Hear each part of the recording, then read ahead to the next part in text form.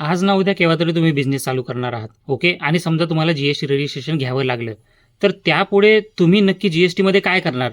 As a compliance म्हणून तुम्हाला काय करावं लागतं ते आपण आता बघूयात.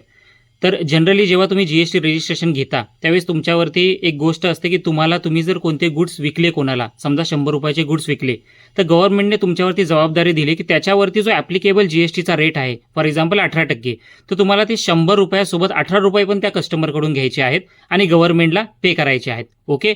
तुमच्याकडे फक्त 100च उरणार, बाकी 18 रुपये गव्हर्नमेंटला जाणार. आणि हे जे हे जे तो समोरचा पण तुम्हाला जे देणार आहे ना, ते एवढ्यासाठीच की त्याला लीगल बॅकिंग आहे. गव्हर्नमेंटने तुम्हाला सांगितलं आहे म्हणून तुम्ही त्याच्याकडून 18 रुपये एक्स्ट्रा घेणार आहात आणि तो तुम्हाला 118 रुपये टोटल देणार आहे. त्यातले 100 फक्त तुमच्याकडे राहणार.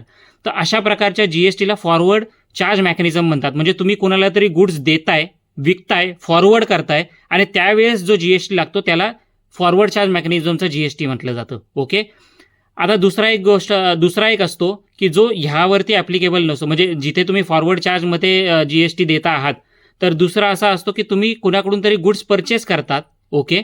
आणि अशा काही कॅटेगरीज दिलेल्या आहेत सर्व्हिसेसच्या किंवा गुड्सच्या किंवा काही व्यक्तींच्या, की ज्याच्यामध्ये गव्हर्नमेंटने सांगितलेलं आहे की बाबा यांच्याकडून जर तुम्ही काही गुड्स परचेस करत असाल, सर्व्हिसेस परचेस करत असाल, तर त्यावेळेस त्यावरती ती लोक तुम्हाला जीएसटी लावून देणार नाही. जशी तुम्ही कोणाला तरी देणार असता, ओके, ते तुम्हाला लावून देणार नाही.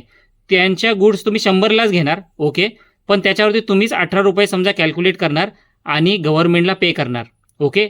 ह्याला काय म्हणतात? Reverse charge. मगाशी जो बोललो, तुम्ही कोणाला तरी गुड्स देणार आहात, विकणार आहात, तेव्हा तो फॉरवर्ड चार्ज. आणि आता रिव्हर्स चार्ज मेकॅनिझममध्ये की तुम्ही कोणाकडून तरी घेत आहात, त्यावेळेस तुम्हाला जीएसटी लायबिलिटी येते आणि तुम्ही ती पे करता, ओके. तर हे फॉरवर्ड चार्ज मेकॅनिझम आणि रिव्हर्स चार्ज मेकॅनिझम अशा 2 प्रकारे तुम्ही जीएसटीची लायबिलिटी पे करता.